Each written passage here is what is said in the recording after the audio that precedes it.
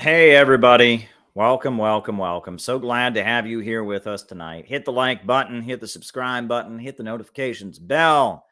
It's going to be a great conversation tonight. I am excited to talk to you all about some important things. Had a rest this weekend, did some important stuff that needed taken care of, but now I'm back.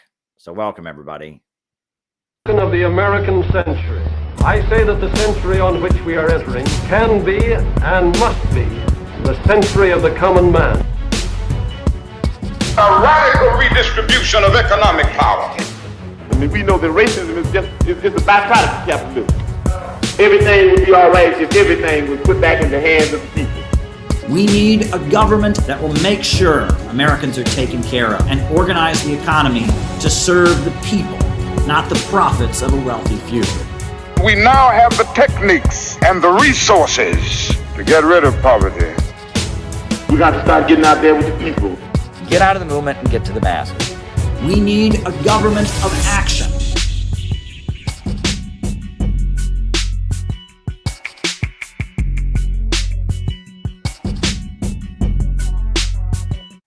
Welcome, everybody. Welcome, welcome, welcome. So glad you're here with us tonight. Should be a fun show tonight. Hit the like button, hit the subscribe button, hit the notifications bell.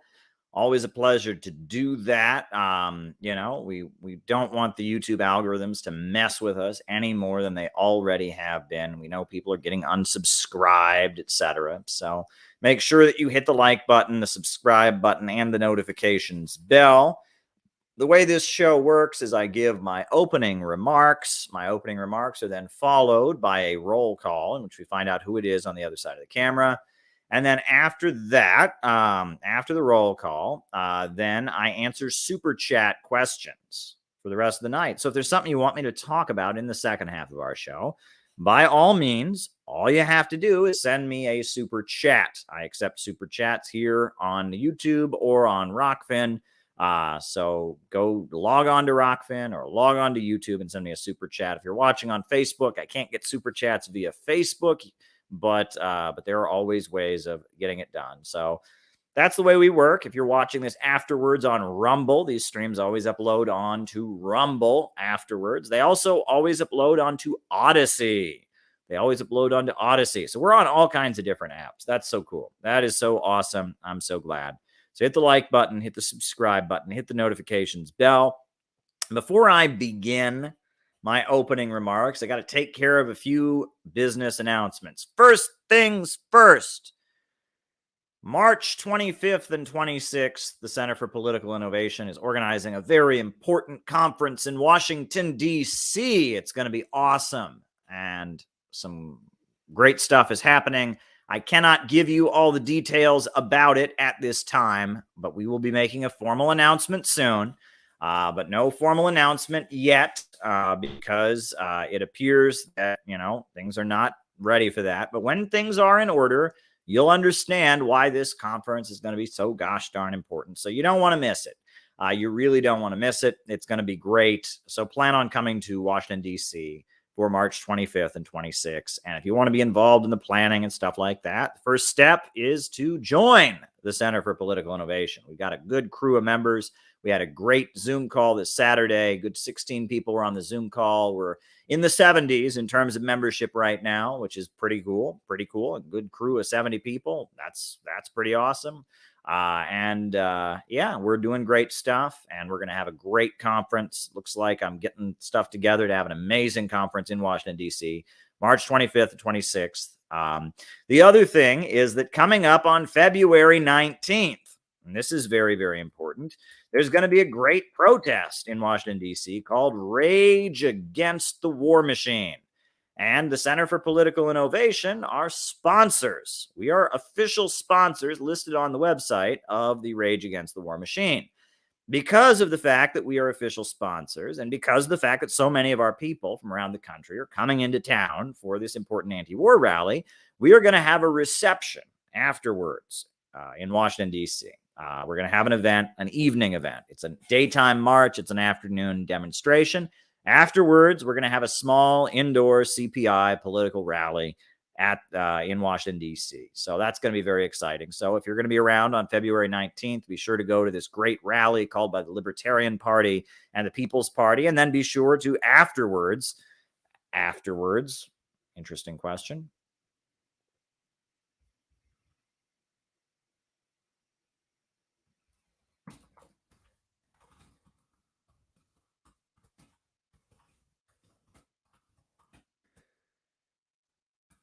Pretty different things, two completely different things, but I can explain both of those. That'll be the first super chat I answer. Thank you, Mark. After the march, after the Rage Against the War Machine, be sure to come to the CPI reception. That is going to be awesome. We'd love to have you there. It's going to be cool. So there's that. Those are two important things. The other thing is, if you just want to support the work that we do on this channel, you want to support, me and my continued work, and you want to help me continue to put out great content on this channel. You want to get all the books we publish sent to you. You want to be included in patrons only streams. By all means, if that's the case, then you can sign up on the Patreon. We do have the Patreon. We have a patrons only stream. Pretty frequently, we have patrons only streams. So if you want to be part of that, by all means, sign up. Those are our business announcements. Another quick business announcement is tomorrow night, we're going to have a very special, a very, very, very special stream on this channel. Won't be a normal show tomorrow night. 9 p.m. Eastern Standard Time on this channel. I will be hosting a panel about anti-Asian discrimination and the Asian American community, how it's impacted by woke culture, etc.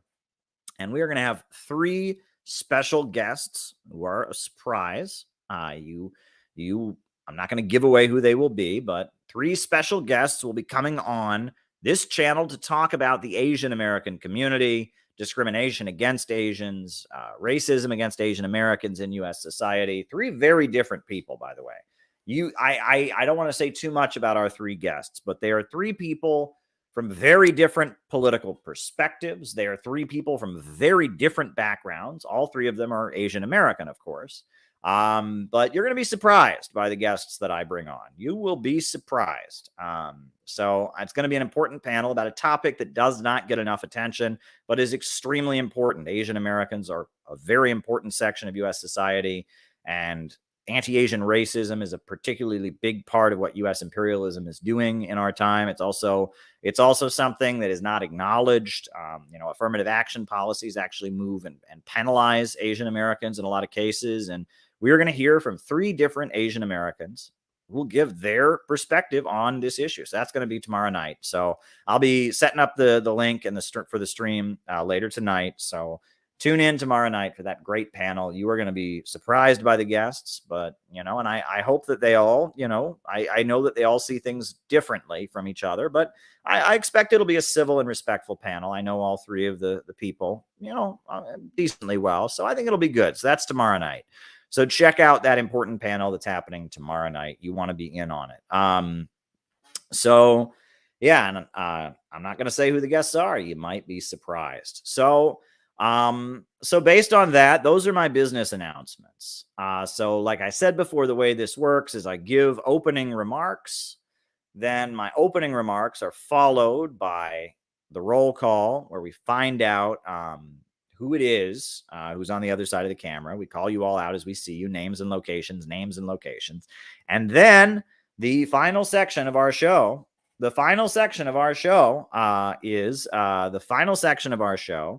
is we then, at that point, I answer super chat questions for the rest of the night.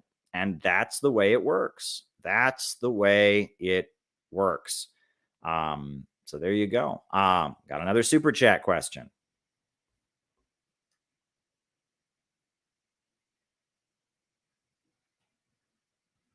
Okay. For super major oil companies tied in with big banks, can you go over their history, territories, etc.? Very good question. And thank you for the super chat. This machine fights techno-fascists. Thank you very much. Writing the super chats down. So, and that's how it works. In the second half of the show, I answer super chat questions. So now on to our opening remarks for tonight. Obviously, you all know that today is a national holiday in the United States. Today is Dr. Martin Luther King Jr. Day, Reverend Dr. Martin Luther King Jr. Day. It is a national holiday in which we honor the leader of the civil rights movement, the face of the 1950s and 1960s civil rights movement, the Reverend, the minister from Montgomery, Alabama, who organized the Montgomery bus boycott and became a national figure associated with civil rights. And of course, one thing that they don't mention is that in the final years of his life, Dr. Martin Luther King Jr. became a strong opponent of U.S. war around the world. He called the U.S. government the greatest perpetrator of violence on this earth. He furthermore began focusing on economic justice. He argued that capitalism was not a good system, that we needed to move toward what he called some form of democratic socialism. He rejected Marxism, arguing that it was not Christian and that it was a distortion of Hegel's philosophy, but he did argue that capitalism was not good and that some form of democratic socialism was needed. And then he was ruthlessly murdered, and he was shot down on a picket line. I always tell people he was in Memphis, Tennessee to support striking workers in Memphis, Tennessee. The sanitation workers of the city were on strike. They were carrying signs that said, "I am a man." They were mostly black, and they were on strike demanding fair wages and union representation from the city of Memphis, Tennessee. Dr. Martin Luther King Jr. went to Memphis to support a group of striking workers, and it was at his hotel in Memphis that he was shot dead. So if anyone asks you anything about Dr. Martin Luther King Jr., point out that Dr. Martin Luther King Jr. was shot down on a picket line. He was not literally on the picket line when he was killed, but he was killed on the picket line. He was in Memphis supporting a group of striking workers. He went to a city to support a strike, to support a picket line, to stand with organized labor, and that's when he was murdered. Dr. Martin Luther King Jr. was killed on the picket line. And don't ever let anyone ever tell you any different. Don't let anyone give you a speech about class reductionism. Don't let them do it. And in honor of the Martin Luther King Jr. holiday, I made this video a long time ago because I was so sick and tired. And I'm going to talk about this later. But just, in honor of Dr. Martin Luther King Jr., let's listen to the actual words. This is actual video of Dr. Martin Luther King Jr. Read one day, we hold these truths to be self-evident, that all men are created equal, that they are endowed by their Creator with certain inalienable rights, that among these are life, liberty, and the pursuit of happiness. But if a man doesn't have a job or an income, he has neither life nor liberty and the possibility for the pursuit of happiness. He merely exists.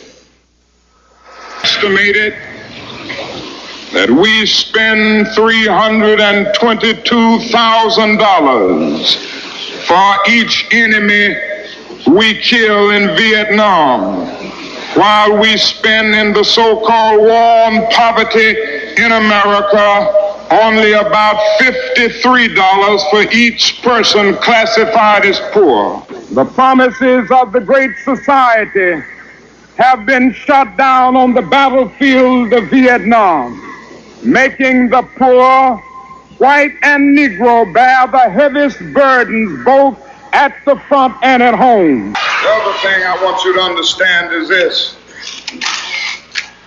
that it didn't cost the nation one penny to integrate lunch counters. It didn't cost the nation one penny to guarantee the right to vote. But now we are dealing with issues that cannot be solved without the nation spending billions of dollars and undergoing a radical redistribution of economic power. Yes.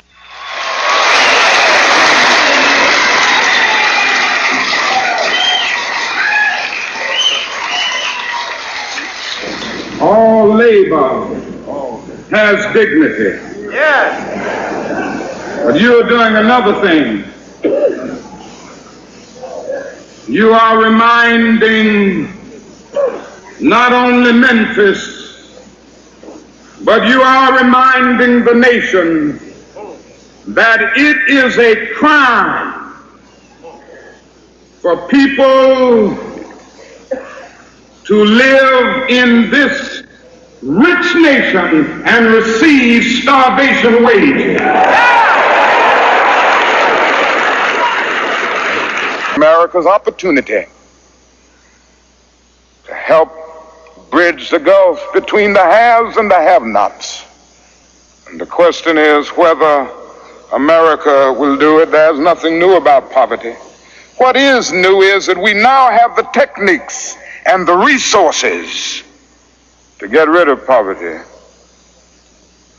And the real question is whether we have the will. So those are the actual words of Dr. Martin Luther King Jr. And I mean, I've got a lot to say about that. I really do. But the first thing I want to do is I actually want to highlight two members of the Center for Political Innovation who engaged in small but meaningful political action today. This is what they did. These are two members of the CPI. They both live in the city of Chicago. And on this day, they decided to speak up about what's happening now, which is that the African People's Socialist Party is facing indictment after a horrendous raid on their homes. And yeah, I saw it, and we'll be talking about that. After a horrendous raid on their homes.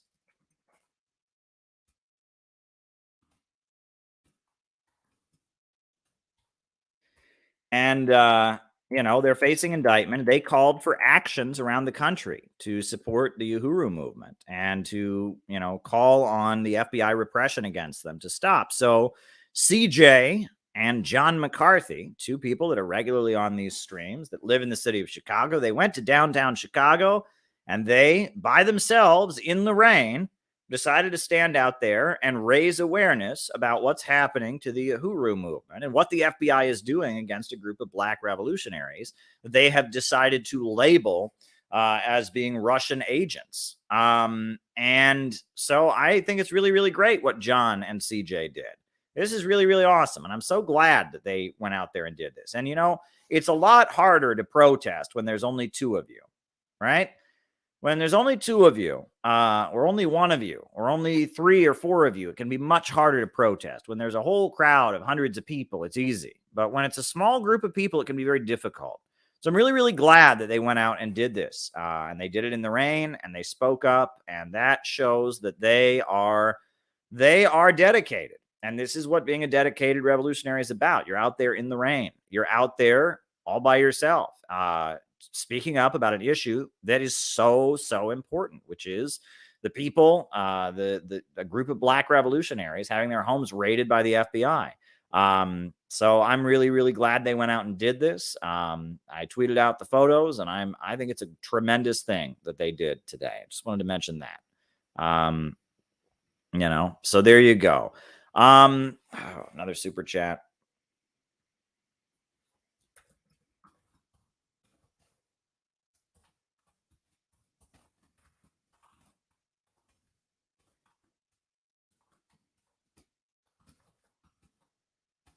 Writing it down, folks. So I just wanted to mention that. But look, here's the thing. My whole life, Dr. Martin Luther King Jr. has been invoked in the United States. It really started in the 80s. In the 1980s, I believe, what year was it that they made national holiday for Martin Luther King Jr.? What year was it that they made it a national holiday? They made it a national holiday. They officially made it a national holiday in 1983. Well, I was born in 1987, so about 4 years before I was born, they made it a national holiday. And every year, they would tell us all about Dr. Martin Luther King Jr. and, how he organized for civil rights, and he was great, and he was peaceful and nonviolent, and They've got all kinds of cartoons to show kids in school, you know, and it's all infuriating because it's fake news. The way they present it is fake. And they present it in such a fake, manufactured way that there is utter deception by both sides. You know, that the American political establishment can invoke it. First of all, right? If you listen to Republicans, right? They're the easiest to pick on here, and they're honestly not the main danger at this point, but they're the easiest to pick on. They're the most blatantly hypocritical when it comes to MLK. When it comes to Republicans, if you listen to PragerU, if you listen to Fox News, socialism is evil. Anyone who's a socialist is the same as Hitler. Anyone who's a socialist is kills millions of people. You'd have to be an idiot to believe in socialism. You'd have to be retarded to believe in socialism. Everybody knows socialism didn't work. Joe Biden is a communist because he does things that are bad, and everyone knows everything that's bad is communist. The way they talk about all things related to socialism is in this vulgar tone where it is nasty and rude and hateful. It's based on a huge amount of historical assumptions and, you know, communism killed good people, you know, etc. Right?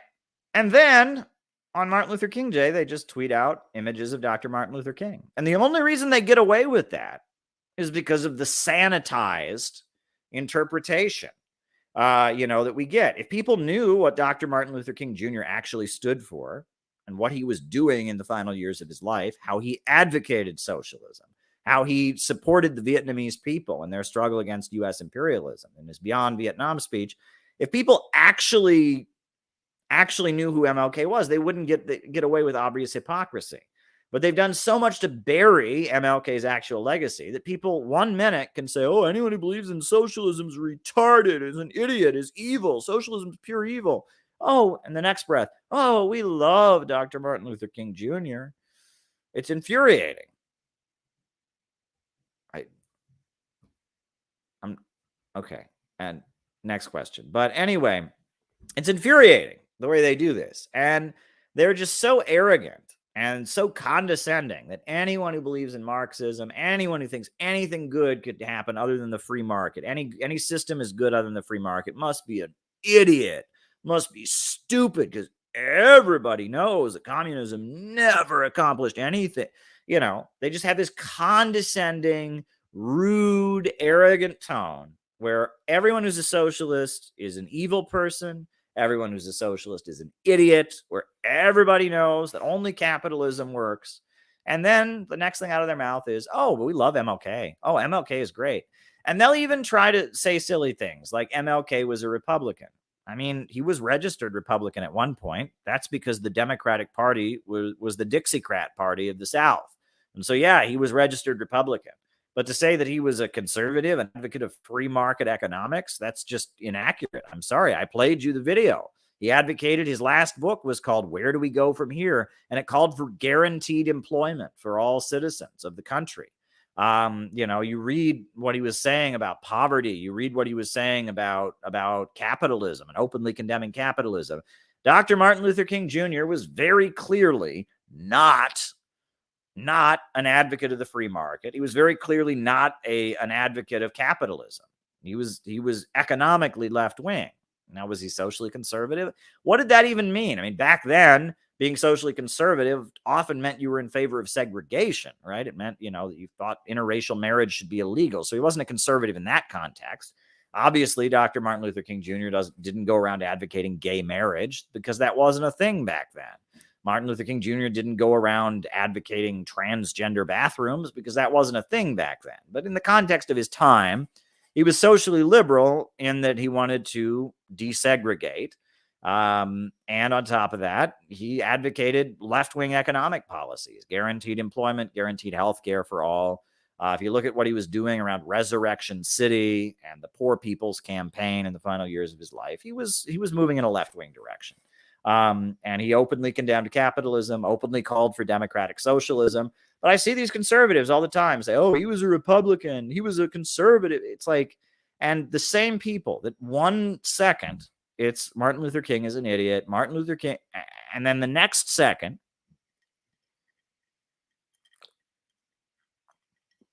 the very next second,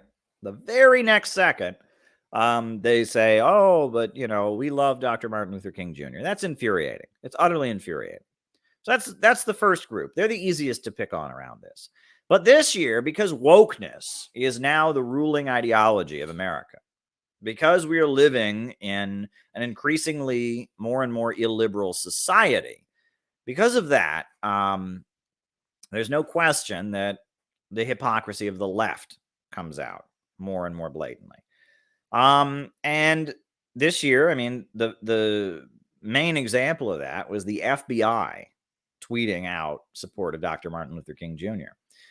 All these people that are tweeting in support of Dr. Martin Luther King Jr., saying they admire Dr. Martin Luther King Jr., all of them think the FBI can't do anything wrong, right? If you listen to Vosh, right, any criticizing of the FBI, that's a conspiracy theory. You're supposed to report your friends and neighbors to the FBI if they're interested in QAnon, right? Vosh urged people to turn in their relatives if they seem, like they're interested in QAnon or involved in protests supporting Trump. The FBI sent Dr. Martin Luther King Jr. a letter urging him to commit suicide. They wiretapped him and they published fake news about him. They put out news reports saying that he was a sexual, he was a sex freak, and they blackmailed him and threatened him with stuff about his sex life.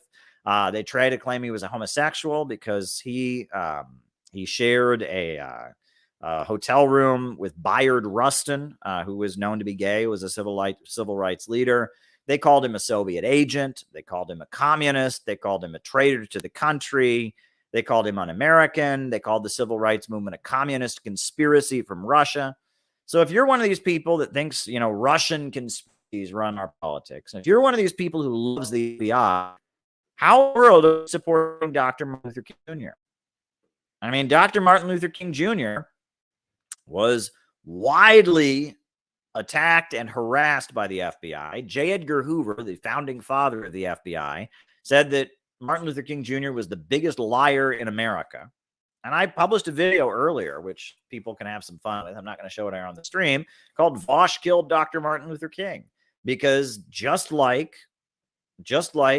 how they set the stage for the assassination of Dr. Martin Luther King Jr. was putting out all kinds of disinformation, saying he was gay, saying he was a communist, saying he was a sexual sociopath, sexually psychotic, all kinds of stuff they went after Dr. Martin Luther King Jr. with. He was working for the Russians, all this stuff. That was disinformation to set the stage for his assassination. And if you'll notice now, the Uhuru movement, a group of black revolutionaries, had their homes raided by the FBI, and Vosh got on his stream and lied about it and tried to tell his audience that they were the same group as Black Hammer, just as a way to spread disinformation and to support the FBI.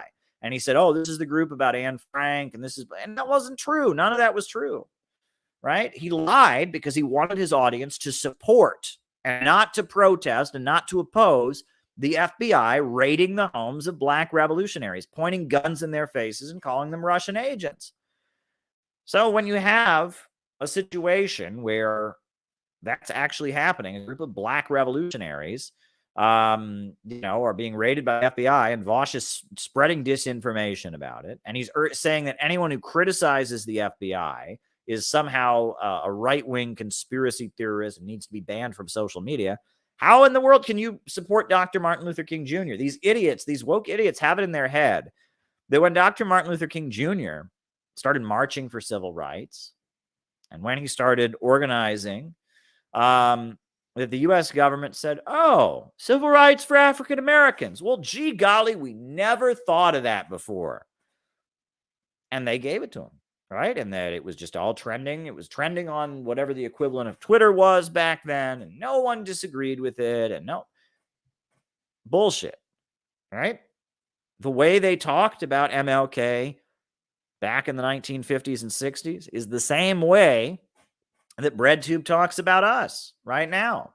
We're all, spreading foreign propaganda, trying to sow distrust in our great American institutions. You're working for the Russians. You're traitors. You're, what? Joe Biden, you're trying to show distrust for the country. You're trying to sow distrust for the FBI. It's true. It's true. I mean, the way that even the Kennedy administration talked about Martin Luther King Jr., even the way they referred to him in their letters and their documents, was as a subversive, as a radical.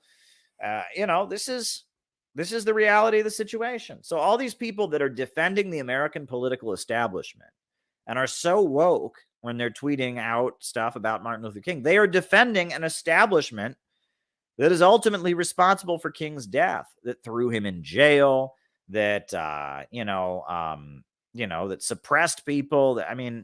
All these people that they live in this la la land where the American government has always just been this amazing woke institution, and anyone who tells you different is just probably a Nazi and spreading Russian disinformation. It's like, if you think that way, you are one of the people that would have hated Dr. Martin Luther King Jr. Dr. Martin Luther King Jr. was accused of being a communist, accused of having ties, accused of having ties to the Russians, accused of being a foreign conspiracy. The FBI went after him. The woke people are all the same people that would have hated Dr. Martin Luther King Jr. They're all people who can't think for themselves. They just join mobs. They target and harass whoever it's trendy to target and harass. Back then, Dr. Martin Luther King Jr. was who was targeted and harassed, and they would have gone along with that. So it's infuriating to watch them go, oh, we love Martin Luther King Jr. No, you don't. No, you wouldn't have loved him back then because you support the establishment. You would have canceled Dr. Martin Luther King Jr., just like you cancel anyone now who questions the status quo. Dr. Martin Luther King Jr. challenged the Democratic Party. Did you know that? He was aligned with a lot of Democrats, but the New England wing of the Democratic Party was challenging what was the mainstream, the big current of the Democratic Party, which was the Dixiecrats. So he was questioning the Democratic Party. He was doing force the vote, practically. And they say if you do force the vote, that makes you a Nazi, right? So there you go. I mean, it must be said. So it's infuriating to watch them do this.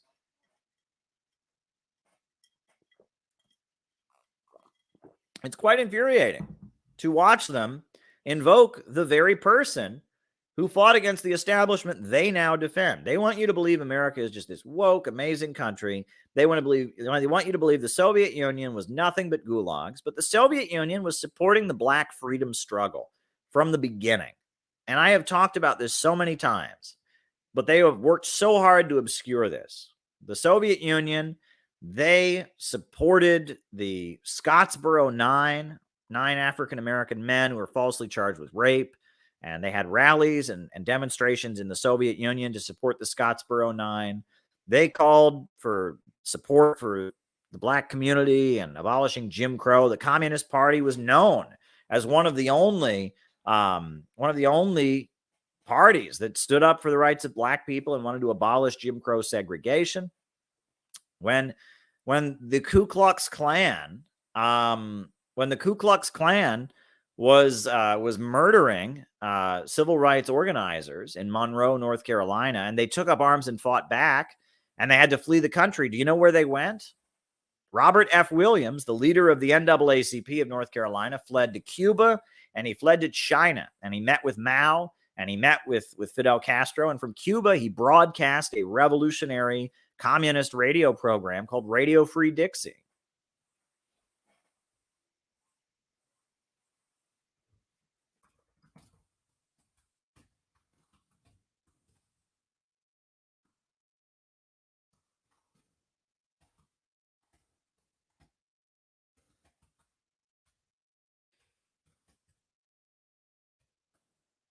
It was a program called Radio Free Dixie. that was broadcast from Cuba, and they were supporting the civil rights movement. And the Black Panthers were all getting supported, by China and Cuba and Libya and Gaddafi. They were welcomed as heroes to North Korea. Like the civil rights movement and the Black liberation movement of the 1960s and 70s was largely considered to be aligned with Cuba, aligned with the Soviet Union, aligned with China, aligned with North Korea. They were tankies. They were tankies. And so when Vosh gets on his streams and these woke people get on there and say that anyone who supports Cuba, anyone who supports North Korea, anyone who supports China or Russia is the same as a Nazi, they don't know what they're talking about. Langston Hughes, the African-American poet, he became a big admirer of Stalin. He signed an ad supporting the Moscow trials by Stalin. There are many, many African-American leaders. W.E.B. Du Bois, the most well-respected scholar of African-American history, was a huge admirer of Stalin. Read his autobiography and what he wrote about China and the Soviet Union. He met with Mao, and he defends the Soviet Union. Being a supporter of the Black liberation movement and being an admirer of communism in the Soviet Union walked hand in hand. And even MLK, who was much more mainstream than most of the Black liberation movement, he was one of the more moderate forces. Even he, in the final years of his life, became a supporter of the Vietnamese against the United States, became a supporter of abolishing capitalism and moving towards some form of socialism. So this idea that somehow woke people who hate anyone and condemn anyone who aligned with the Soviet Union have any right to invoke him is ridiculous. I mean, I can go through many, many more examples. Angela Davis, she was a hardline tanky. She was a defender of North Korea, a defender of East Germany, a defender of the Soviet Union. There's so many. Anybody who was involved with the Black revolutionary movement of the 1960s, more or less, was aligning with a movement that was aligned with the Soviet Union. And the Soviet Union was constantly making a point of supporting the Black liberation struggle and calling out the United States. They took a petition to the UN called "We Charge Genocide." And the fact that these people, these people, they can somehow equate the Soviet Union with Nazi Germany and then support and invoke the legacy of the American Civil Rights Movement, which the Soviet Union was largely responsible for funding, for promoting. Read about the Civil Rights Congress that was declared a communist front group. I don't know how these people can do it. If you hate all the existing socialist countries, if you hate anybody who defended Cuba or China or North Korea, how can you be a supporter of the civil rights movement?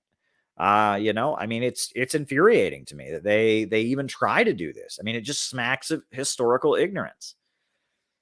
And we see it from all sides of the political establishment. We see it from all sides, and they play into each other's delusions. They play into each other's delusions.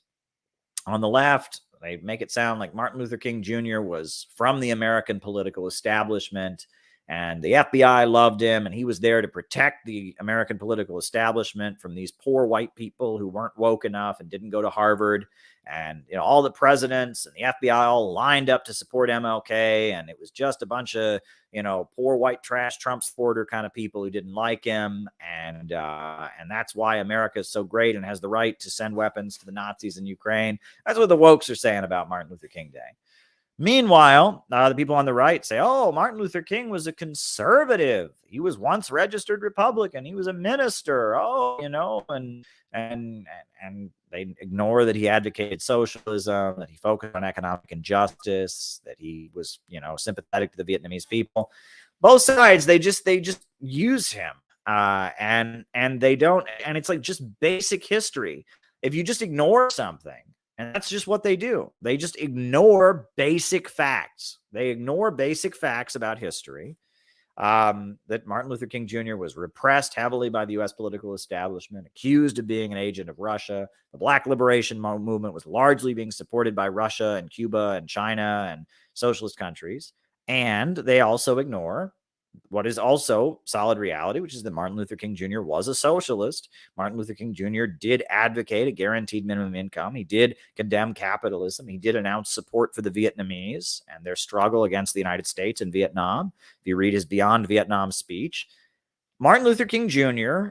was far closer to what we advocate on these streams than any of the political establishment today. He wasn't a conservative, and he wasn't a woke. He wasn't a defender of the political establishment. He was an opponent of the FBI, and the FBI went after him. He was an opponent of the Democratic Party's leadership. They didn't like him. They were annoyed by him. He was somebody who was rallying against the American elite. So it bears repeating. And again, I repeat myself a lot here, but I need to say it because nobody else is saying it. And all the wave of content that we see every year for the Martin Luther King holiday all obscures what should be obvious reality. That if you're a supporter of MLK, you can't be a right-winger who thinks that socialists are idiots, because Martin Luther King Jr. was a socialist, and you can't be a woke who's a defender of the FBI and a defender of the American establishment, because Martin Luther King Jr. was opposed to it. And you can't be a Russia baiter, right? You can't be a red baiter and a Russia baiter and an advocate of U.S. foreign policy, because Dr. Martin Luther King Jr. was critical of U.S. foreign policy. And he was accused of being a Soviet agent. So I'm repeating myself, but it bears repeating. And no one else is daring to say this. No one else is daring to say this. Now, they made this gross monument. It was supposed to be like the embrace. It was supposed to be like MLK hugging somebody or something, but it's really weird and poorly made monument in Boston. Everyone's on social media making fun of it. From a distance, it looks like a giant penis. They made this awful monument to MLK in Boston that everyone's just like, how did they make such a stupid monument? It's just so awful. So there's that, right? People are looking at that and they're just like, what the hell is this? So there's that, that happened. There you go. Oh, there you go. Thanks for the kind words. I was trying to watch two streams at the same time. Very good. Yeah. I'm really glad to hear that. That Tara Reid has had Chairman O'Malley on. I'm really, really glad. And yeah, I mean, that's what we did. Tara Reid had not heard of Uhuru, but we introduced Tara Reid to the Uhuru movement. And now she's done a lot to highlight their case. And that's a contribution that the Center for Political Innovation has made. So I think it's a great step forward. We're moving ahead. We're moving ahead, folks. And I'm quite excited about the upcoming rally in Washington, D.C. on February 19th. I'm quite excited about the upcoming Center for Political Innovation conference that is set to take place on March 25th and 26th. We're moving ahead, folks. I mean, we're in an uphill battle, but we're trying to stop World War III. And we're doing everything we can to try and stop World War III, to build a working class movement that stands in solidarity with the people of the world. We're trying to do everything we can to build a mass movement of working people that struggles and fights to build a government of action that fights for working families. That's what we're on here doing. It's Martin Luther King Jr. holiday, national holiday in honor of him by a political establishment that tried to destroy him. So that's just what I wanted to say for my opening remarks tonight. So hit the like button, hit the subscribe button, hit the notifications bell, and we'll do the roll call. Then I'll start answering super chat questions. How's that, folks? And don't forget to tune in tomorrow night for our special panel about anti-Asian racism. So hit the like button, hit the subscribe button, and hit the notifications bell. Names and locations, folks. Names and locations. I will call you out as I see you. Who's with us tonight? Names and locations. Names and locations. Names and locations. Names and locations. Who's with us tonight? Names and locations. I'm just waiting for some names and locations for our roll call. Very good. Very, very, very good. Names and locations. We got Nate in Chicago. Welcome, Nate. We got Cleveland Pirate Alex, Che Guevara in Mexico, John McCarthy in Chicago, Ed Roy somewhere. We got Yonatan Mahari in London. We got Michael in Houston, St. David's, Bermuda, Big Shug from Florida. We got Colin in Greensboro, Alex from Brazil, Patch in Arizona. We got Chester in England, Rice from Adelaide, Australia. We got Vicksburg, Mississippi. We got Joe in Oklahoma. We got Rennie in Hamilton, Ontario. Fidel in Phoenix, Arizona. We got Oklahoma, future home of the Ukrainian Nazis. That's really disturbing, Lori. I can't believe they're doing that, right? We got Ryan in Kansas City. Richard in someplace. What is it? Sorry, just keeps changing. Richard in San Diego County. John Whitty in Houston. We got Funky Lollipop Briggy in Pennsylvania. We got Nate in Wyoming, Michigan, Kentucky, Edward Allen, Chad from Florida, Abel in Wisconsin, Bob Troy in New York. We got Kieran from San Diego. Welcome, Kieran. We got Billy from Central Florida. We got Ishmael in Los Angeles, Mindanao to Midwest, Lumpia Logic. Welcome, welcome, welcome. Welcome. Minas in Brazil. Welcome. We got Zachary Bunch in Richmond, Virginia. It's a good stream to have here, folks. Good stream. Micah in Las Vegas. Good times, folks. Good times. Hit the like button, hit the subscribe button, hit the notifications bell. Always a pleasure to have you all on these streams. So I've got some super chats here, and I guess we'll just jump into the super chats. And got more super chats. I'll write them down, and we'll just start answering super chats. The first super chat question is an interesting one. It's from Mark, and he asked, what is the difference between becoming a member of CPI and donating to my Patreon? Well, they're completely different. The Patreon is a personal thing for me. It's to support my work, number one. CPI is a registered nonprofit in the state of Oregon called the CPI Education Project. The Patreon, if you sign up, become a member of the Patreon, at that point, you get access to our patrons only streams. You get to get a copy of the book sent to you. It's just it's a way to support my work and to be part of an intimate community of people that get books sent to them and get to be part of my patrons only streams. That's what that's about. However, the CPI is a nonprofit. It's a political organization that puts on events. We have a national Zoom call every Saturday to discuss current events and report back on activities. We convene study groups around the country. We're convening a conference on March 25th and 26th. We're convening, we're sponsoring the anti-war protest in DC on February 19th. So it's a completely different organization. It's a completely different thing. One is an active political organization that engages in socialist education around the country, and we'd like you to be a member of it. And the other is just a community of people who want to support my work and continue supporting what I do. So there you go, right? So there you go. That's the first super chat. Writing down this next one.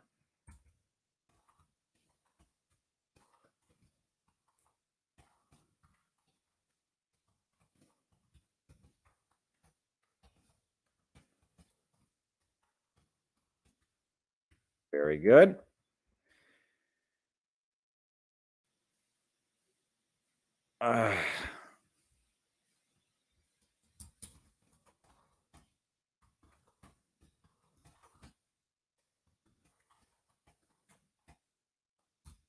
Okay. All righty. So, yeah. So there you go. So the next super chat question we've got is the person asked me about 4 super major oil companies tied with big banks. Can you go over their history, territories, etc.? Sure. So generally, when you talk about big oil, you're referring to the 4 super majors: ExxonMobil, BP, Shell, and Chevron. Now, among them, the biggest is ExxonMobil. ExxonMobil is the modern day expression. It's a continuation of a company that was started by John D. Rockefeller called Standard Oil.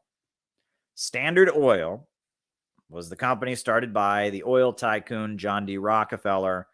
He's considered like one of the richest men in American history. He's the patriarch, the founder of the Rockefeller family. That is one of the richest families in the United States. I gave a whole presentation in Brazil where I talked about how he's so rich that he didn't even keep his money in his own name. You can't even calculate how much money the Rockefeller family has, how much influence they have. That's ExxonMobil. Now, the Rockefeller family are heavily invested in Chase Manhattan Bank. And Chase Manhattan Bank, the modern incarnation of that, is called J.P. Morgan Chase. And that is a bank on Wall Street. It's Chase Bank, the biggest bank in America. And the Rockefeller family that made their money with Standard Oil are heavily invested in it. And ExxonMobil is the modern expression. It's the modern incarnation of Standard Oil. For a while it was called Mobil Oil, and now it's ExxonMobil. Right? It's this big conglomerate, this huge oil company. So there you go. Now, BP, that's British Petroleum. That is a British-owned oil company. British Petroleum. BP is heavily tied in with what's called HSBC Bank, which is a big, huge bank on Wall Street that is British in origin. HSBC Bank actually stands for Hong Kong Shanghai Banking Corporation. That's what HSBC stands for, and that's because it was set up by the British to dominate the Asian markets. It was set up to facilitate the domination of China when China was the sick man of Asia. There were the two opium wars waged against China, where the British forced China to accept free trade. They wouldn't allow the Chinese emperor to ban the importing of opium or ban or erect tariffs or, try to protect his economy. They waged two wars. They forced China to subjugate its economy and allow the British to roll in and dominate their economy. HSBC Bank was one of the banks that was heavily involved in facilitating that process, and it was involved in the drug trade. Because opium was, the Opium Wars, that was one of the main ways the British dominated that. Now, Royal Dutch Shell, right? That's, Holland, right? Right? Originally from there, but now it's very much a British and American entity. It started out, as I believe, not mistaken, it was like the royal family of Holland. They started their own oil company or something like that. And then there was something called Noble Oil, if I'm not mistaken, that merged into it. It's been a while since I've read all of this, but this is what we're talking about there. And then Chevron, that's a long-standing American oil company, Chevron. Those are the four super major oil companies. I gave a speech in Brazil. I even wrote a short pamphlet based on the speech called Oil and the Global Capitalist Crisis. And that's generally how these things are operating. I mean, these corporations, these four corporations, they kind of function almost as a cartel in and of themselves. They have the power. And then their main source of opposition against them comes from smaller oil companies, right? When you talk about the fracking companies, Devon Energy, that's one, company. There's a number of fracking companies that basically see big oil as their major competitor. That exists. So yeah, I mean, and there are lower level oil companies. There's a lot of very small oil companies in the United States. In Texas, you go to Texas, there's a lot of family owned oil companies that are very small, that very much resent the power of the big four super majors that pump oil and are in opposition to the big four super major oil companies. That exists, right? You have a layer of wealthy people in Texas and I think maybe a few in Louisiana even that, they're very wealthy. They own some oil. They own some oil, oil deposits, and they have some money, but that's not the bulk of oil money in America. The bulk of oil money comes from the four super major oil companies. And when you talk about the four super major oil companies, you're talking about the Rockefellers, you're talking about the DuPonts, you're talking about the Carnegies. They come out of steel manufacturing, but they're involved in oil now as well. You're talking about the richest people in America. You talk about Wall Street, you're looking at oil banks, right? And that oil companies, they get richer by extracting, refining, and dominating the oil markets. And that's how they get rich. So there you go. Yeah, I don't know what more to say about it. There you go. Go and watch the speech I gave in Brazil in 2016 on the topic. So there you go. All right. Next super chat question is asking me, what do you think of that awful statue, that thing of MLK in Boston? Well, I mean, everyone's making fun of it because from a distance, from one side of it, it looks like genitalia. And it's just very poorly made. I mean, there are a number of monuments. That's a strange question. Writing it down.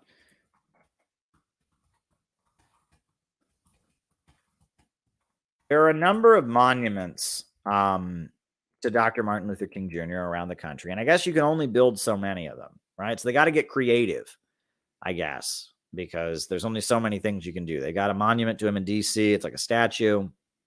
There's other statues of him. So I guess maybe that's the struggle, right? Now that he's been completely sanitized and he's just a figure that everyone, that everyone likes, there are only so many ways you can do a statue of him. It's interesting. You think about some of the monuments in the United States, the Vietnam Memorial, right? It's just the names, because the country was so divided over that war, and so many people in the country thought it was wrong, that they felt like they couldn't build just like a war memorial. Right? So you look at the Vietnam Memorial. If you look at that, it's just names, because they didn't want to make like a bombastic patriotic memorial, right? Oh, that's a good question. Thank you, Gala. Right? MLK's family don't believe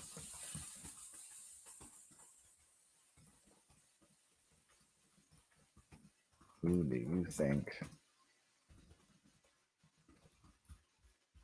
Very, very good. Is it realistic to dismantle the FBI? That's a very important question.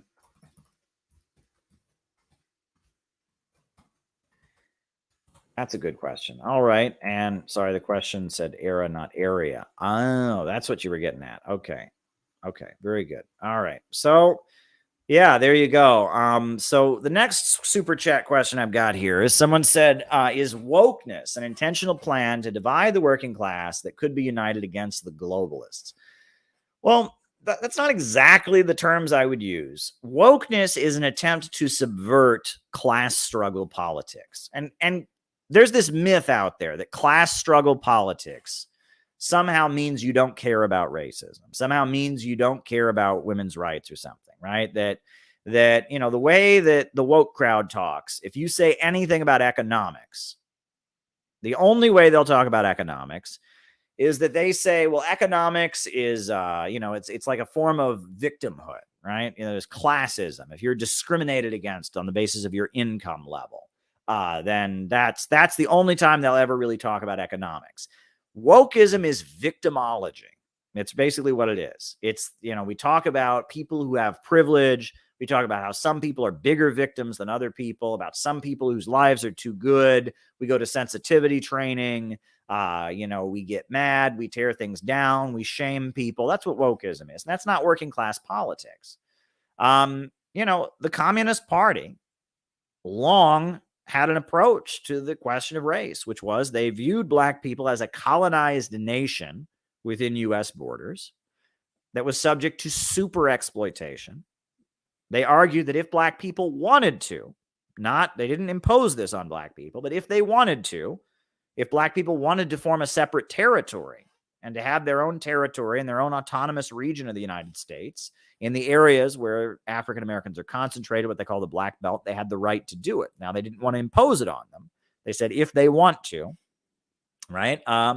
And they also argued that the best way to defeat racism was with the picket line, was when workers came together around their economic interest. They talked about, in San Francisco, the way the first dock workers that were Black were hired was because of the fact that the Communist Party made hiring Black dock workers part of its demand when it shut down San Francisco in 1934 with the great strike that they organized. 1934, they had the dock workers strike of 1934. And generally, the way the strikes were defeated was the bosses would just hire the African-American community to be scab labor. But the Communist Party had enough support in the Black community that they strategically, they organized the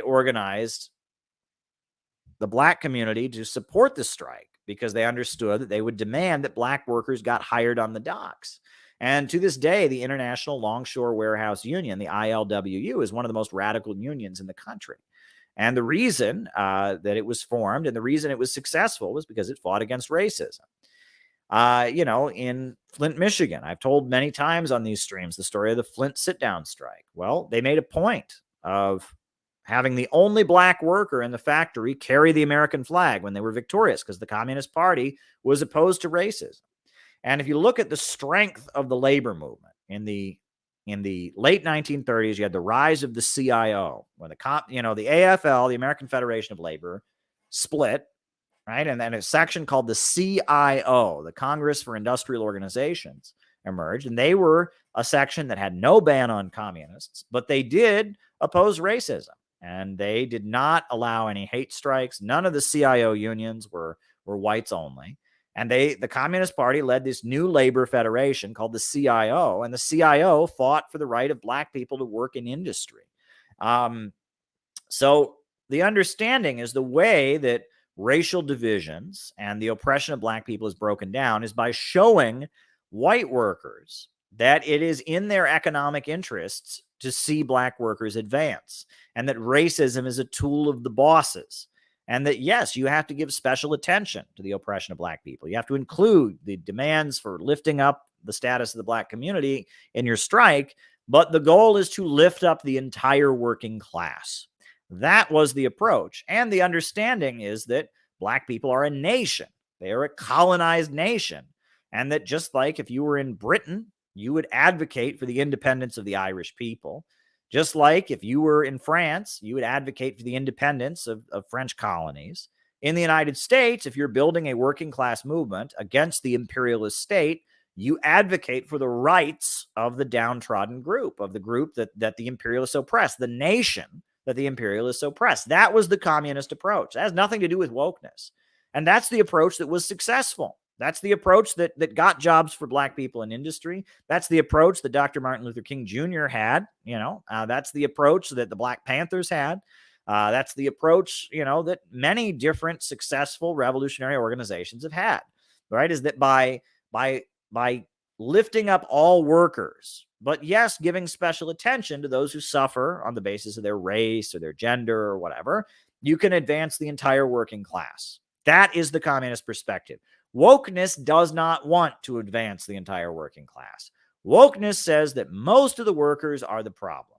Wokeness says the problem is workers not going to woke shops and not being trained enough, not learning the right buzzwords. It says that the wealthier white workers are the good ones, and it's poor white workers that are fascists and Nazis. And it's a way of inciting low-income white workers against low-income black workers.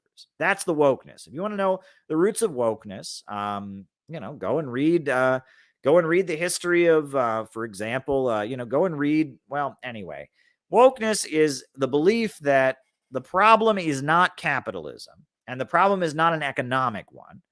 The problem is rather people not learning the right buzzwords, people not being woke enough, people not getting the right anti-racist training. It says that rich white people are good, poor white people are bad because they're conservative, and it sees black people as helpless victims. Wokeism is very different, okay? So when you say, is wokeism a conspiracy to prevent the whole working class from uniting against the globalists? It's not exactly that. Wokeism is an attempt to subvert real, genuine class struggle anti-racism. That's what it is. It's an attempt to prevent what Dr. Martin Luther King Jr. was doing in the final years of his life, which was bringing working class people together on the basis of their economic interest to oppose the U.S. government and its wars and its state and to advance the entire working class. That's what it was about, right? And that's what wokeism is set up to prevent. It is an attempt to prevent the genuine anti-racist politics that have been very successful and to replace it with something that's been engineered by the imperialists to try and make their system look better. And that's why wokes are so vicious and hateful toward anybody who talks about healthcare or jobs. They seem class reductionist. It's a crime. And the reason they consider it a crime, the reason they want to murder Jimmy Dore, the reason they want to murder me is because I am trying to advance the entire working class. And they think the working class is the problem. They think rich white people are good, poor white people are bad. And black people are just innocent victims, and that they can learn all the right buzzwords and they learn a number of magical formulas and racism goes away. And they don't understand that it's rooted in economics. They don't understand that class is not a term for income level, and that all of us, the overwhelming majority of the country, the working class, are those of us who don't own the means of production. And those of us who don't own the banks, factories, and industries, but sell our labor power, we have a common class interest. Some of us may be better off than others. Some of us may live in one region and the other, but we ultimately have the same interest. We are the class that produces the wealth of society. And ultimately, it's in our interest to have a society where the banks and the factories, the major industries, and the centers of economic power are organized to serve public good and not the profits of a few. That's what is in our ultimate interest. And wokeism says, no, well, I've been over this. All right, next point. Would MLK have been so revered by the masses if it hadn't been for fear of Malcolm X? I think that's the U.S. political establishment. But the other thing you have to remember, though, is that MLK and Malcolm X it was almost like a division of labor. Malcolm X was operating in the northern urban centers. And he was operating in Chicago and in New York City and in Philadelphia and in Detroit. And he was in northern urban centers where the conditions facing the black community were bad, but they weren't Jim Crow conditions. Black people could vote in northern urban centers, for example. There were black neighborhoods that were very impoverished. Police brutality was an issue. It was very hard for black people to get jobs outside of certain industries and such, but it was a little bit of a different situation. So the Nation of Islam that was organized by Malcolm X focused on economic empowerment. It encouraged black people to start their own businesses. It encouraged people to shop and buy black and buy at black-owned businesses. It argued that black people were an oppressed nation within U.S. borders. It said that black people's interest was against the American government, that they should be supportive of the Soviet Union. They should be supportive of Mao. They should be supportive of Fidel Castro. They should be against the American government. It was a religious movement that emphasized the idea that black people are a nation, and it was primarily operating in urban centers where black people lived in, segregated communities, but were voting and were operating in northern centers. Now, Martin Luther King Jr. was operating in the South, and in the South, the population of black people is largely very rural. There's a lot of black folks that live in rural areas in the South.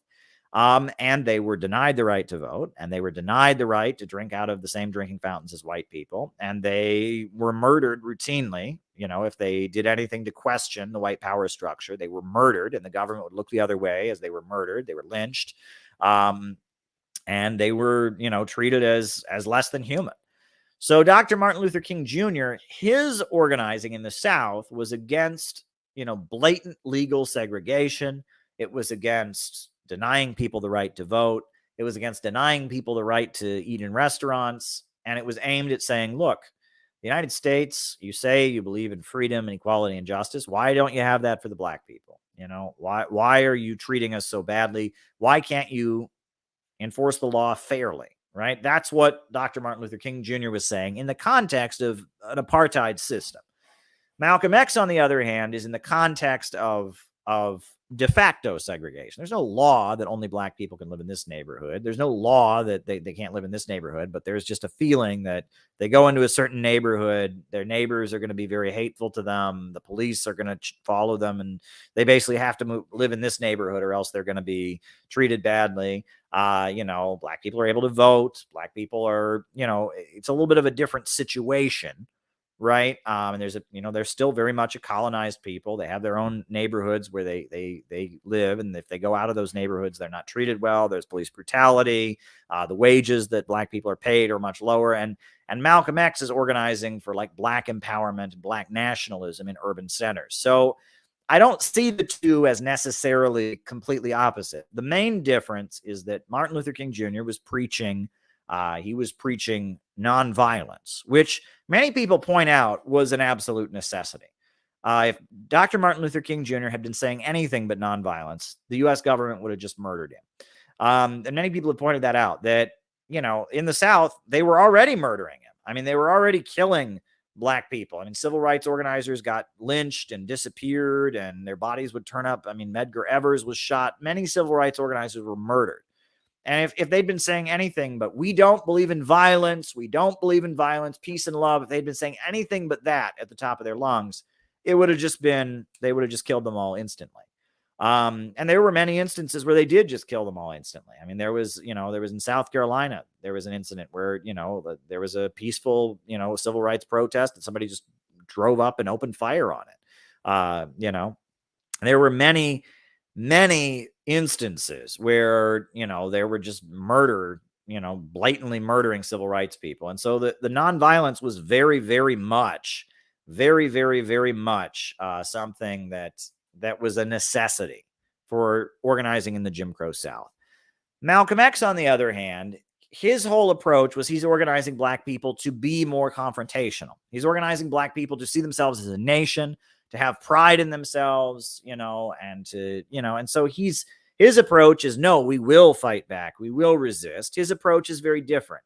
In a way, it's just, these are two different figures who arose in different historical contexts. You have to see it that way. Now, obviously, we have a national holiday for Malcolm X and not for, we have a national holiday for Martin Luther King Jr. and not for Malcolm X. That's true. And that Malcolm X, was largely seen because of his position on international issues, his support for the Soviet Union, his conversion to Islam. He was seen as somebody who was, at odds with the American government. Whereas MLK was somebody who was saying, look, let's just enforce the rules. You say you believe in equal rights for all. You say you believe in this, why don't you just enforce it? Why don't you just live up to what you say you believe in? So he was a little bit easier to sanitize. And, they talk about how, yes, that the fear of Malcolm X and his radicalism created a space for MLK. But it's important to note that they were in different contexts. So I think that's important to, to speak about as well. So there you go. All righty. Are there any books that document how the Soviet Union handled Ukrainian Nazis and Banderites before 1991? That's something I don't know anything about, my friend. I mean, there is a book called Soviet but Not Russian that talks about the nationalities in the Soviet Union and how they dealt with that. That book is widely studied. I might have a copy of that, actually. Do I have a copy of? Yeah, Soviet but Not Russian. This is generally the book that talks about the question of nationalities in the Soviet Union, how they dealt with different oppressed nationalities, Siberians and other different nationalities. Soviet but Not Russian. So maybe if you're interested in how different nationalities were dealt with, and how they dealt with the national question in the Soviet Union, you can read that. But to be honest, there's a lot of criticism of that.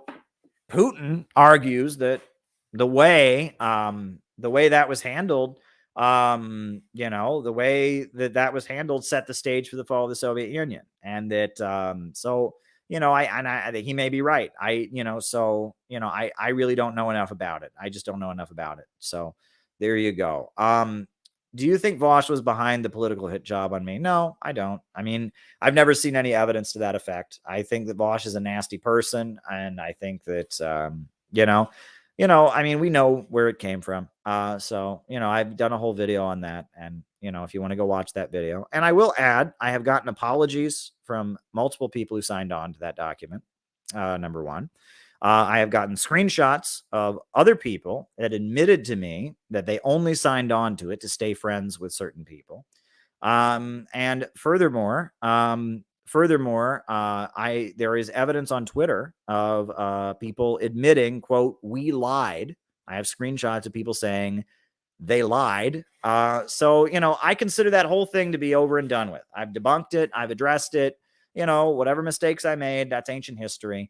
And, we're just going to keep going. And anybody who's not willing to work with me over this, they would have left over something else. If it wasn't this, look, we are in the firing line. It's weird. I have a little bit of a headache tonight for some reason, so I'm not as fired up as I usually am, but we're in the firing line. If you do this kind of work, I mean, look, Dr. Martin Luther King Jr. got assassinated for doing this kind of work, right? Fred Hampton, a Black revolutionary organizer who supported North Korea and Cuba, they murdered him in his bed.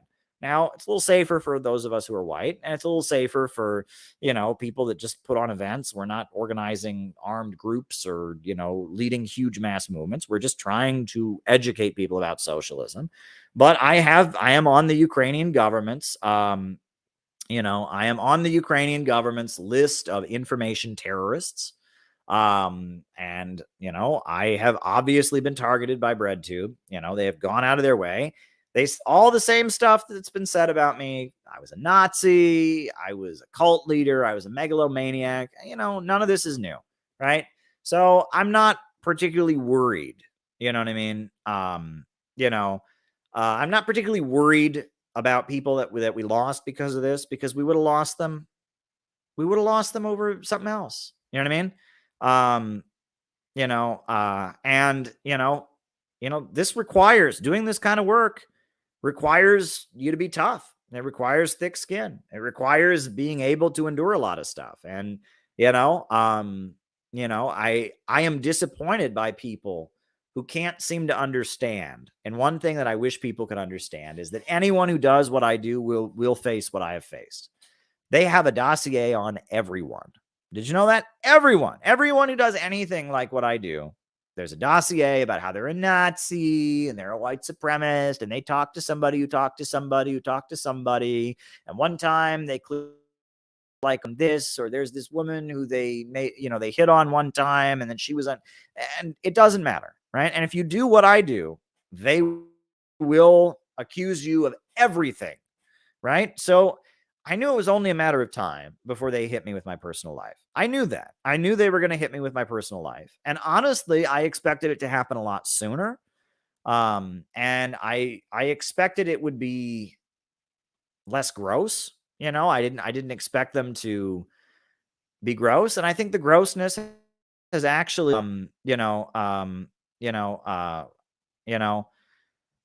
honestly, I think the grossness hurt them. Because most people are not interested in gross. You know what I'm saying? Most people are just not interested in gross. And honestly, I mean, it's like, I'm ready to move on. I'm ready to move on. And, I mean, I just don't care anymore. And it's out there, and life goes on. And that's just, and if people are unable to work with me because of what happened or whatever, then it was going to be something else. It wasn't this, it would be something else. It would have been something else. So, I have still got a lot of people who support me. I've still got a lot of people who want to work with me. We're going to have a great conference in March 25th and 26th. And look what they did to Lyndon LaRouche. They threw him in federal prison, for Christ's sakes, right?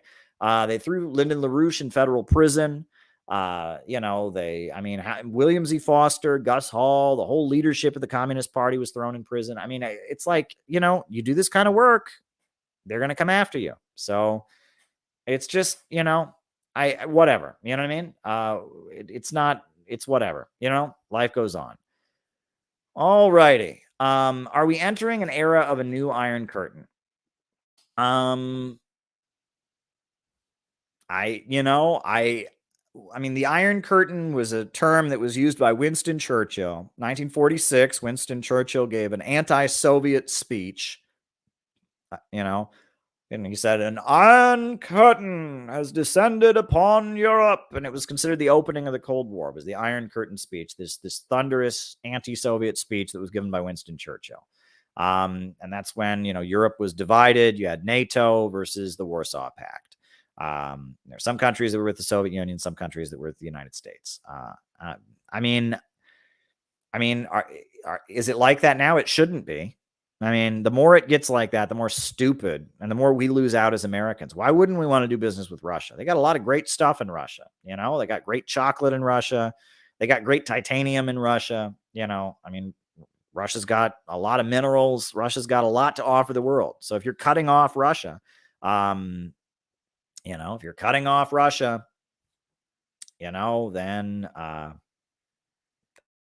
that's that. You're losing out. Same for China. China got, the second largest economy in the world. They've got, great computer chips and telecommunications manufacturing, and they make half the steel in the world. If we're going to divide the world into camps and not trade with them, we're going to lose a lot of African countries. Every anti-Russia resolution that they pass, a whole bunch of African countries abstain. Why they abstain? Because they're doing business with Russia and they're doing business with China. There's a whole block of countries that have been isolated by the United States. They're doing business with each other, and they're not just going to go away. Iran and Venezuela, two countries the USA has just tried to completely isolate. So they started doing business with each other and they started trading with each other. And the USA would be like, you can't do that. Yeah, they can. Yes, they can. Right. And now, like Russia, they're alleging that Russia is getting missiles and weapons from North Korea. And they're like, you can't do that. Yeah, they can. Yeah, they can. Like, I mean, that is the most bizarre thing about the United States. So, if you cut off some country and you cut them off of the world economy, you isolate them, you won't do business with them, you subject them to sanctions. And then there's another country and you do the exact same thing. You cut them off from the world economy and you isolate them. And then the US officials see those two countries start to get along with each other, right? And they start to get along with each other.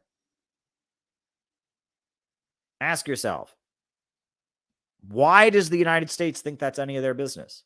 And why are they surprised? America won't do business with them, but America also won't do business with somebody else. Those two countries are going to do business with each other. It's pretty basic. It's pretty basic stuff. You isolate Iran, you isolate Venezuela. Iran and Venezuela are going to trade.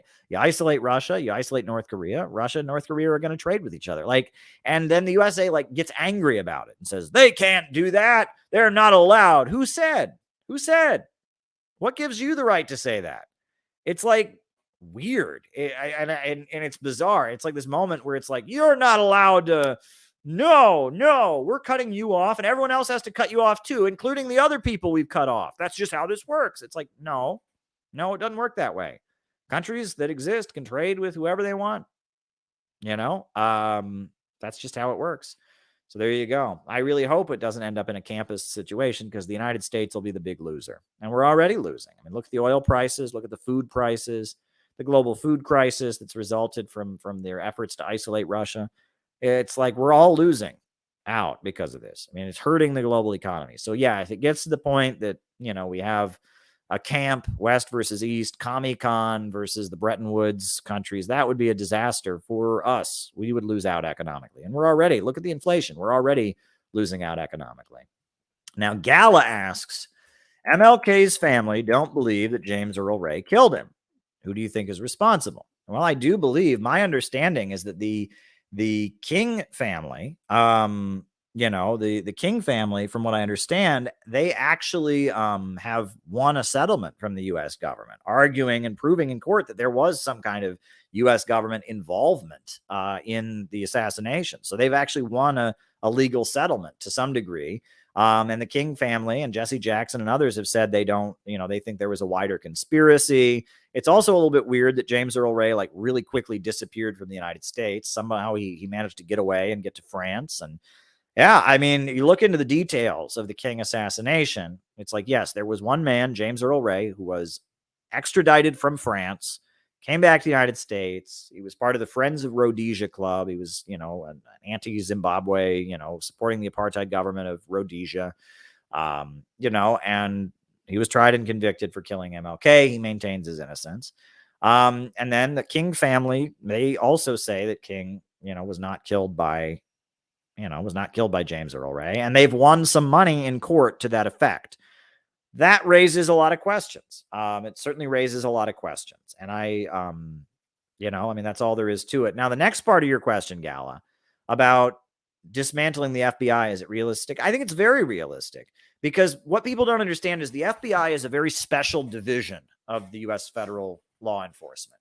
The FBI, a lot of people, think that the FBI is it's just the federal police. That's not what they are. We've always had federal police in America. The Department of Justice, that's the federal law enforcement agency. That's the federal cops. That's the feds, the cops, right? They have many different divisions. They have the Bureau of Alcohol, Firearms, and Tobacco, and they go around arresting people for, I don't know. It's a funny story, but people joke about the Bureau of Alcohol, Firearms, Tobacco, and Explosives, I think is what it's called, right? And I always joke they must have wild parties, right? With their firearms, tobacco, alcohol, and explosives. Those guys must have wild parties. But that's just one. It's like BAFTE or whatever, the BAFTE. That's just like one wing, and they go around arresting people, and they, arrest people for having illegal guns, and that's just one wing of the Department of Justice, right? The way the U.S. federal government works is you have the executive branch, that's the president. Underneath the president, you have departments, right? The Department of Justice, the Department of Education. And then within every department, Department of the Interior, etc., State Department, you have bureaus, right? That's the departments are divided into bureaus. The FBI is the Federal Bureau of Investigation, and it was formed specifically after the Russian Revolution. J. Edgar Hoover was a librarian, and he was a member of he worked at the Library of Congress. And after the Russian Revolution, in like 1918, 1919, in Washington, D.C., there was an anarchist who went around bombing the homes of members of Congress. All the members of Congress, they have to have a home in D.C. as well as a home in wherever their home state is. And there was some anarchist who was bombing the homes of members of Congress. And all these members of Congress were really scared they were going to get killed by communists or whatever. So J. Edgar Hoover started giving lectures to members of Congress, explaining what communism was, why communism was so evil. He was a nerd, and he sat around reading books all day long, and he was like the big anti-communist. He was very charismatic, and he gave very exciting, interesting lectures on the evils of communism. So much so that the head of the U.S. Department of Justice, the U.S. Attorney General, was, I believe, Mitchell Palmer was his name. Mitchell Palmer was the head of the Department of Justice. He hired him to head a division of the Department of Justice that was specifically aimed at stopping communism. And that wing was called the Bureau of Investigation, BOI. And, that was J. Edgar Hoover was the leader of it. J. Edgar Hoover was a megalomaniac. The guy, he was in the closet gay. He lived with his mother until she died. Never, had a wife or anything like that. But he had like a guy who was basically his boyfriend that he lived. Another FBI agent who moved in with him after his mother died, and he was an obsessive person, right? He was obsessed. He wanted power. He was very obsessed, and he was very into surveillance and spying on people. He lived in Washington, D.C., and, he had his Bureau of Investigation, but he was very obsessed with becoming bigger than that. So he did a lot of things that, for example, he would often do things that were about getting publicity for himself. For example, he went after a very famous anarchist in the United States, Emma Goldman. He went after Emma Goldman because she was famous, right? And he launched a court battle against Emma Goldman, eventually got her deported from the United States. It was a big court battle. He would go after bank robbers. And like the FBI, they printed comic books about J. Edgar Hoover, where he was the hero and he fought the bad guys. And they had radio shows where J. Edgar Hoover was this superhero fighting the bad guys. And that the FBI was largely a cult of personality. People compare it to in ancient Rome. They had military orders, they call them, whereas like you had the regular Roman military, but within the Roman military, there were certain soldiers who worshiped the god Mars and went to a special temple and prayed to the god Mars and had these special, rituals. Within the Roman military, you had military orders, divisions of the military that had their own beliefs, these like special beliefs that were their own, and their own ceremonies and their own leaders and stuff. The FBI, within federal law enforcement of the United States, it's a special, I don't know what you want to call it. It's a mystery cult. It's J. Edgar Hoover's ego trip, basically. J. Edgar Hoover, he started his own, his own little kingdom within the U.S. Department of Justice. To be an FBI agent, I believe you have to either be a lawyer or an accountant, right? And from what I understand, they take them up into the mountains somewhere and they work on them for like a year, something like maybe half a year. And they work on them, and they have very, very, very specific beliefs that they believe in, that communism is the greatest evil, that they're there to protect the American way of life, that they have like their own philosophy, their own ideology, their own teachings, and they get trained and they go around, and what they do is largely political in nature. They are considered an intelligence agency, which is very interesting. You know, they are, you know, and you know, I mean, their political repression program is called COINTELPRO, counterintelligence program, because they believed the civil rights movement was a conspiracy from the Soviet Union. It was an expression of foreign intelligence, right? It was an expression of the communist Soviet Union and their intelligence. It was a KGB plot. That was basically what they believed, right? And the FBI, it is a special division of the American government. That, I mean, it's got its own beliefs and its own practices. At this point, it is largely Catholics and Mormons, right? There's a lot of Mormons in the FBI and a lot of Roman Catholics in the FBI. You know, they monitor communists, they monitor Muslims and other dissidents. They also, you know, they target, you know, major drug traffickers and drug importers. They handle like federal crimes, but you know, there are other wings of the government that also handle federal crimes. The DOJ has, you know, enforces DOJ marshals, federal marshals, they're called. Bureau of Alcohol, Firearms, and Tobacco. There's, you know, there's all kinds of people who do federal law enforcement stuff. FBI is a special thing. It's a special division set up to serve a special purpose, and it's the brainchild of one man, J. Edgar Hoover.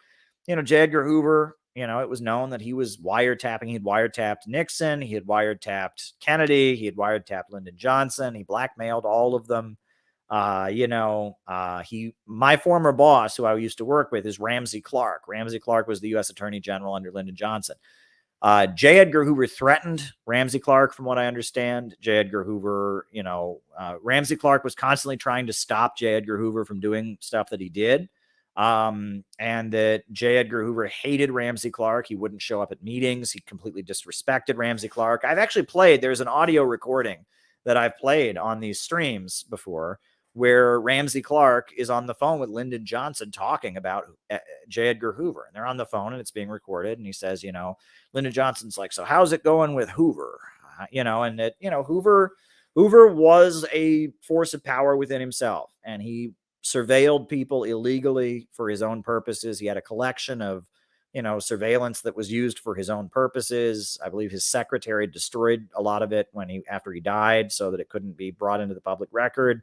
J. Edgar Hoover was, you know, he was, you know, a figure in U.S. society. I think that, unfortunately, and this is just the reality of the situation, it was the Bonapartism of Roosevelt that kind of made J. Edgar Hoover able to do what he did. You know, in the 1920s, he was going after communists, going after anarchists, going after bank robbers or whatever. But, you know, it was when Roosevelt was getting stronger as president, Roosevelt was getting stronger, and he wanted to, you know, there were a lot of local government people that didn't want to follow him. And because of that, the Roosevelt administration enhanced the power of federal policing.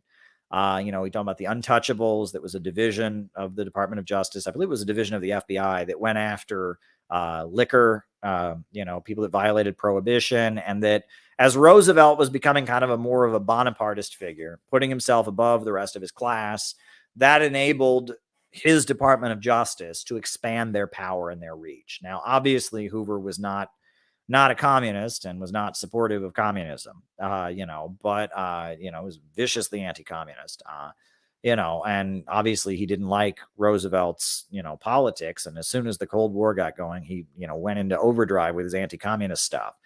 But it appears Bonapartism may have strengthened him. The other thing is that the Lyndon Johnson administration, to some degree or other, you know, the Kennedy and Johnson administration was trying to restrain the FBI. They couldn't do it very much, right? Because they're the FBI and they had the power. But, you know, Ramsey Clark, he refused to wiretap Stokely Carmichael, right? The FBI wanted to wiretap Stokely Carmichael. He wouldn't allow it. And the FBI lost their minds. And I believe he was subject to some kind of impeachment, you know, hearings or something like that because of that. And that, you know, Nixon said when he was running for president, the first thing I do is I will fire Ramsey Clark. Now, I worked for Ramsey Clark, and after Ramsey Clark got fired, he became much more radical. And he went to Vietnam and he met with the Vietnamese people. He became a supporter of the Vietnamese National Liberation Front. And, you know, Ramsey Clark was basically a revolutionary anti-imperialist by the 1980s. I mean, he was the lawyer for Lyndon LaRouche. He was the lawyer for Saddam Hussein. He was the lawyer for Milosevic. He became like an anti-capitalist, revolutionary, anti-imperialist by the by the 80s, basically. But he had started out, as just kind of a liberal who was trying to stop and kind of restrain COINTELPRO, right? And he fought with Hoover. He got fired, and then after Ramsey Clark was out and after Nixon was in, COINTELPRO escalated dramatically. Because there was no one in the White House trying to hold them back anymore. And there was clearly a division in the ruling class about that, right? Lyndon Johnson's administration, Kennedy, they felt like the civil rights movement was necessary to kind of help the image of the United States and prevent communists from being the leaders of the black movement. They said, let's allow kind of a liberal civil rights movement. Hoover said, no, we don't want any civil rights movement. We don't want any, we just want to crush them. So these kind of things are interesting when you talk about how the ruling class and the deep state operate. You think about it. So it's not just the FBI in the United States. We got the FBI, we got the CIA, we got Army intelligence, naval intelligence, right? What else do we have? Air Force intelligence, Coast Guard intelligence. What else do we have here in the United States? Well, we've got the National Security Agency, the NSA. We've got the Department of Treasury, which runs the Secret Service, right? Which is what protects the president. And, that's they protect elected officials and they do intelligence operations, et cetera, the Secret Service. Then in addition to that, you have other wings of the government, Department of Homeland Security. You got ICE, Immigration Customs Enforcement. You've got you've got the Border Patrol, which is separate than ICE, right? People don't realize that, but the Border Patrol is separate from ICE. The more you dig into this, and especially now they all contract different private companies, the more you dig into this, one of the problems the U.S. state has is that they have what you might call deep state overlap, where there are so many wings of the government doing exactly the same thing and competing for different budgets to do it, that to some degree or other, they don't know what they're doing. They bring in all kinds of information. They're competing with each other. And they don't all agree on who to go after, and different wings of the government. Donald Trump, when he was running for president, you watch some of his speeches, he was clearly talking to people within the deep state, right?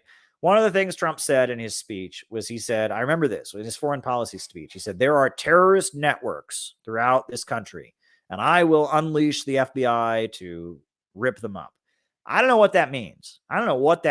But it clearly means that there's somebody in the FBI who wants to go after somebody, and the government hasn't let them. That's what it means. That's clearly what it means. And there was probably a room full of FBI agents who heard that and applauded as soon as they heard that. Trump is saying, and there's terrorist networks across America, and I'm going to let them be ripped up. That means that there's some networks in this country that somebody in the FBI considers to be terrorist networks. I don't know what that really means.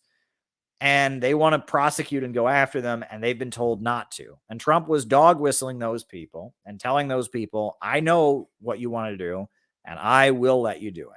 The other thing is, you remember Trump talked about Chicago, and he said, I know some cops who say that they could bring an end to all these murders in Chicago. There's one thing they could do to bring an end to it. If I get in, I'm going to let them do it. Clearly, right? I don't know if that was police or local police or something, but there's some kind of operation that's been proposed, regarding Chicago and, gangs and organized crime that is not being allowed to go through. Trump was clearly saying to whoever proposed that project, I'm for it. Now, one of the weird things about the Trump administration, and this is worth talking about, is you'll notice the FBI was not really doing much, right? You remember that the FBI wasn't really doing much. And then after that, there was right before the election, they reopened the investigation into Hillary Clinton's emails, and they had a press conference announcing they were doing that. And many people blamed James Comey, FBI director, for getting Trump elected, because that helped Donald Trump, getting Hillary Clinton's emails back in the news. So it seemed like the FBI at the last minute supported Trump. And even before he took office, they turned against Trump. again. And then when Trump got in, he fired James Comey, the head of the FBI. And there were a bunch of FBI agents changing their Facebooks to images of Comey. And it was pretty clear the FBI considered that an attack on their independence as an institution. And the FBI was against Trump. And now we know what's been revealed by, Twitter and others. And, the FBI, the way they conducted the whole Hunter Biden laptop thing, the FBI was against Trump. But there were times where they were considering him. But then they ultimately, by the time he was in office for like a short period of time, they turned against him. James Comey on the internet talked like just talking like a Democrat, basically. And it seems pretty clear that, there are divisions within the deep state. Trump was turning ICE into his wing of the deep state, right? And that's why the Democrats were all about abolish ICE. They weren't saying abolish the Border Patrol. They were saying abolish ICE because they considered ICE to be a section of the deep state that Trump was building to serve his own partisan political agenda, for the same reason that the Information Governance Board of the Department of Homeland Security was ultimately chucked. You remember that? Republicans got the memo. This is a section of the Department of Homeland Security. It's going to work against us for the Biden administration. And there was a campaign against it, and it was chucked, if you remember correctly. It was also chucked. And this goes to show you that, there are, again, it's kind of like this theme on these lives that I talk a lot about, Bonapartism. Sections of the deep state are fighting other sections of the deep state because they're aligned with different capitalists that have their own interests, and that in a time of economic crisis, one section of the capitalist class seeks to take control of the state and use the state to suppress other sections of the capitalist class in order to liquidate the crisis. My new book, whole second chapter, is about Bonapartism. And how it manifests itself. And what we're describing here, this deep state overlap, if you want to call it that, it creates, you couldn't do this in Russia, right? In Russia, they got one intelligence agency, FSB, right? It handles domestic, crime. It handles the international stuff. That's it, right? They used to have the Soviet Union. They had the KGB. Now, they have the federal security bureaus. That's it. Boom. It's done. You know what I mean? Israel, they got Mossad. That's it. They got Mossad, period.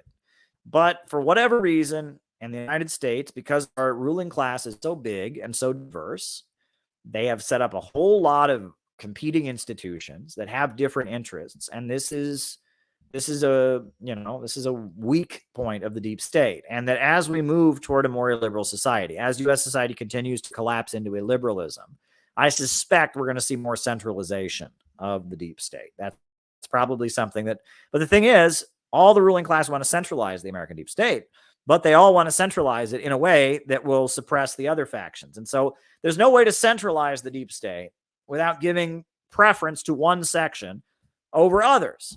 And so it's a setup for disaster, right? And that's why the USA is in a world of hurt right now. Again, if one section of the ruling class is going to come to power, it's going to have to suppress other sections of the ruling class. And if one section of the deep state is going to move into power, it's going to have to suppress other sections of the deep state. And that's a recipe for disaster, right? And that this is the problem with U.S. society, is that there's no central vision anymore. There really isn't any central vision anymore. People in the United States, average people, the business community, the deep state, the government apparatus, the intelligence agencies, the policing agencies, they ain't all on the same page anymore. They don't all want the same things.